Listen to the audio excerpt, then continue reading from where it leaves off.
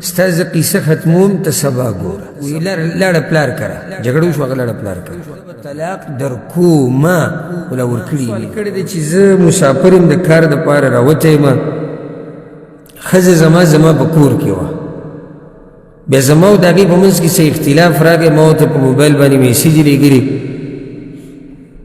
نو یو پیر غصه شوم په دې میسیج کې مې قسم وخوړ او دا مې ورته ووایي چې زما د پلار په سر مې دې قسم وي تا زه وشرمولم زما د کور والو په مخ کې نو ستا قصه به زه اوس ختموم ته سبا ګوره ستا قصه به زه اوس ختموم ته سبا ګوره دا مسلې موږ له ډېرې راځي او غټه جاخه دې موبایل جوړه کړې ده غټه جاخه دې جوړ کړه بیا چې موږ له راشي که نه د اکثر چې دې مسلو کې راځي نو زه به پوه شم چې ډېر پکې داسې په نورو مسلو کې مې نه مني خو دې کې مې راځي خواره بس وی د قرآن او حدیث نو چې بله مسله کې د قرآن او حدیثو کې بیا به ومني نو بس بیا غریب ګډوډ شي خیر موږ زموږ ذمهواري جواب ورکوو اوس ډېرو خپلې ښځې ته په میسیج کې څه ویلي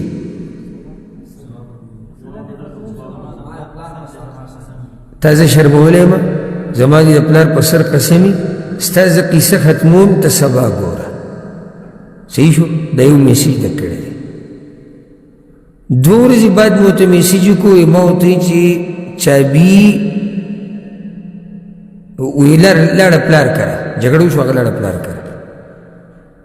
یا هغه مخکې نه پلار کره تلې ده دې دا غوسه ورته په دې دی چې ښځه بغیر اجازت نه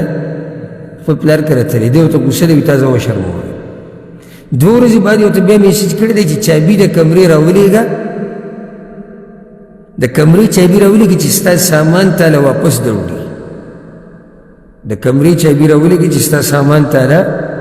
واپس دروړي ځکه چې ما قسم خوړلی چې ته به دویم پیر دې کمرې له نه راځي ځکه چې ما قسم خوړلی دی لکه داسې کې ده د قسم الفاظ نه یاده کړي خو ما قسم خوړلی دی چې ته به دې کمرې له نه راځي او ما قسم نه دی خوړلی ما قسم کړی یم نو خو دې ښځې ته مې داسې وویل سوال اوس دا دی چې زما د طلاق اوسه اراده مې اراده نه وه خو غوسه شوی وم او 12 ورځې بعد مې ورته بیا ټلیفون وکړو ملګرو پوه کړم چې ته په غلطه وي بیا مې د هغې سره خبرې مې شروع کړې او دا مې ورته ووایي چې بس عذر راله قبول کړه غلطي زما وه د اولنۍ میسیج چې ما لېږلی دی دا طلاق دی او که نه او کم طلاق دی او د دویم میسیج کې دا قسم دی له اعتبار شتي او که نه نو څو مسلې دي 2 مسلې دي الجواب اول دا خبره یاده کړي مسلمان له پکار ده چې د خپلې ژبې حفاظت وکړي وروسته بیا ګرځي راګرځي یو ځای ته ځي یو بل ځای ته ځي دا چې داسې وشو دا چې دغه که ده چېرته د اولې ورځې نه خپل ځان په کنټرول کې ساتلی او خپله ژبه نو دا جاخې به نه جوړېږي الله په قرآن کې وقل لعبادي یقول التي هي احسن زما دې بندګانو ته ووایي چې خبرې په ښایسته طریقې سره کوي خصوصا د ښځې سره د ښځې او د خاوند په منځ کې خبرې په ښایسته طریقو سره پکار دي ولې ځکه چې دوی د یو بل سره ژوند تېروي وګت نو د یو بل سره به ګزاره کوي ښایسته خبرې به کوي او بیا دې ورور چې دا کار کړی دی چې خپله غلطي منلې ده دا هم ښه کار کړی دی دا د عزتمن انسان کار دی چې دی خطا شي نو د خپلې غلطۍ څه کوي اعتراف کوي اگر که د ښځې په مخ کې ووایي ښځې ته هم ووایي زه په خطا وم زه په غلط وم دې سره د چا قدر کمیږي نه بلکې دې سره عزت ښه ډېرېږي اولنی کار یا اولنی خبره خو زه دې ورور ته دا کومه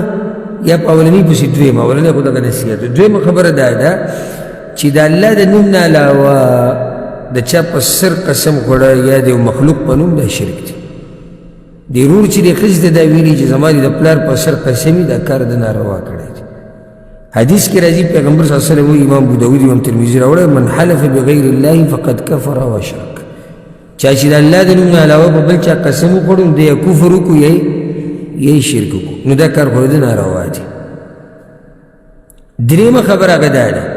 د چې د خپلې ښځې ته دا ویلي دي چې تا زه د کور والا په مخ کې وشرمولم ته لاړې بې اجازته نو صبر زه ستا قیسه ختموم سبا به تا ته پته ولګي دا طلاق نه دی دا طلاق نشمارل کیږي بلکې دا وعده د په طلاق سره وعده د په طلاق سره یعنی يرول دي چې زه به طلاق درکوما ولا ورکړي نه دي او داسې ډېر خلک زموږ نه تپوس کوي راشي ما ښځې ته وایي چې به ګوره طلاق درکم دا به طلاق شي که نه یو واده کول دی چې زه به طلاق درکوم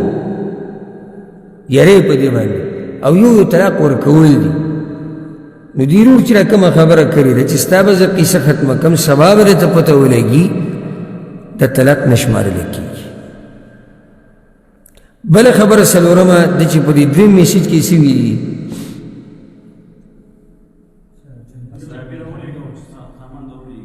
ما قسم خوړلی چې ته به دې کور ته